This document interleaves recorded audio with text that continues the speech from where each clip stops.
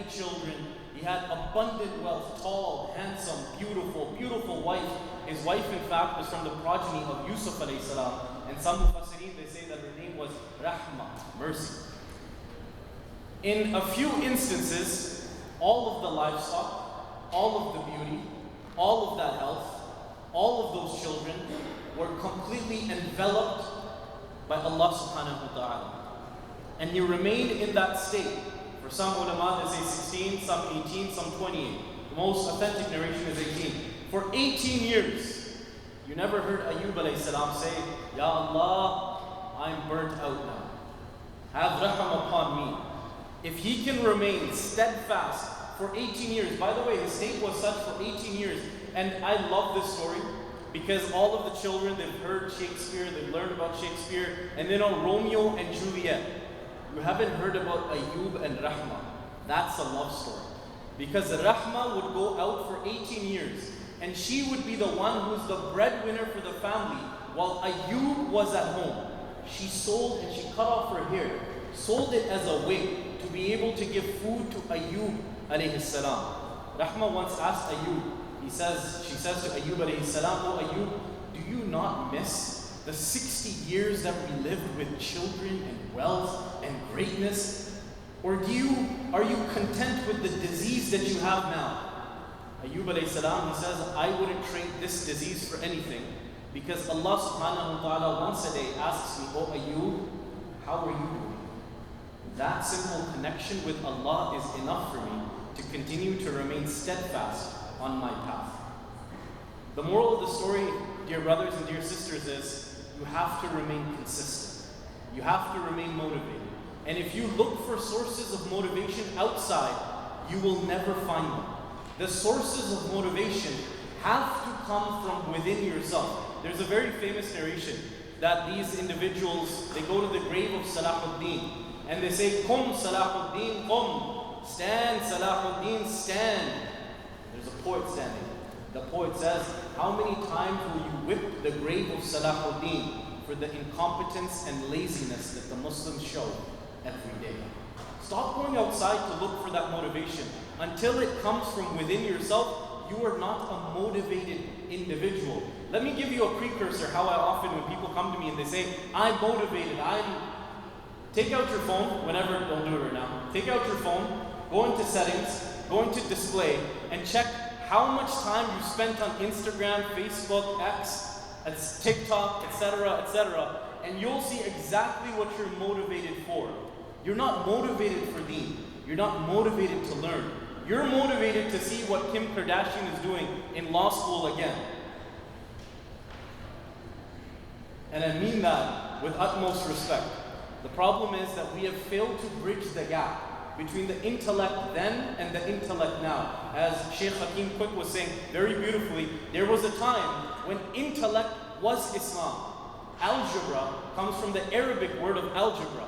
Algebra was invented by Muslims. Even to this day, if you go outside, you look to the stars, 2/3 of the stars are named after Islamic scholars, Islamic scientists who discovered them.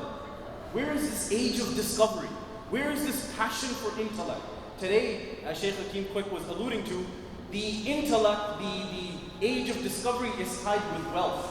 I'm going to become a doctor. I will have that Ferrari. Even your parents have taught you that. You know why you want to become a doctor? Forget about serving humanity. You want the biggest house.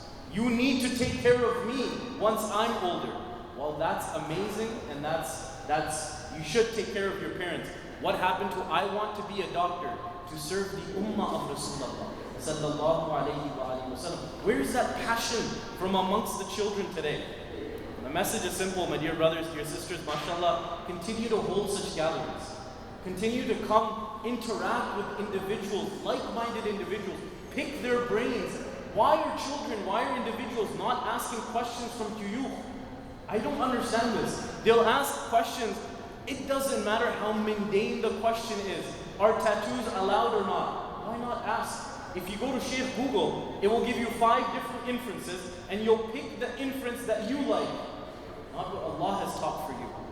Which piercings are allowed? Is music allowed? Not allowed. Which madhab should I follow? Should I follow a madhab? all of these questions are questions that have to satiate your heart, qalb, so that your aql can work. And when your aql works, you begin to walk a path, siratul mustaqim, straight to Allah subhanahu wa ta'ala. And one final thing, always remember the core beliefs of Islam. You are a Muslim and this is the core belief. If you can't answer the question, why are you a Muslim? There's trouble in paradise. Because I often ask this, even from the elders, why are you a Muslim?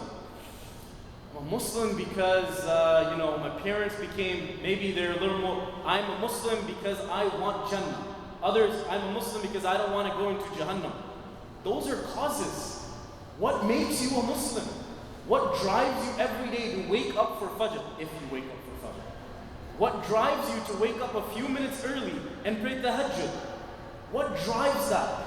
Until you discover that why, the Ummah will continue to be at a stalemate, that it's continued to exist, I would say, for the last 200 to 250 years.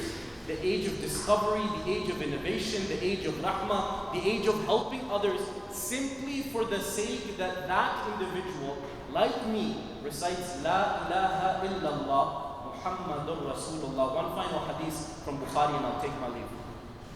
Ikhtilaf within the Ummah has always existed. It will always continue to exist. Here's one of the most, for me, profound ahadith from the time of Rasulullah sallallahu alayhi wa alihi wa sallam about ikhtilaf. Battle of Khandaq, very famous story. The Muslims won, they're marching back to Medina because the Khandaq was dug a little bit away from mainstream Masjid al-Nabawi.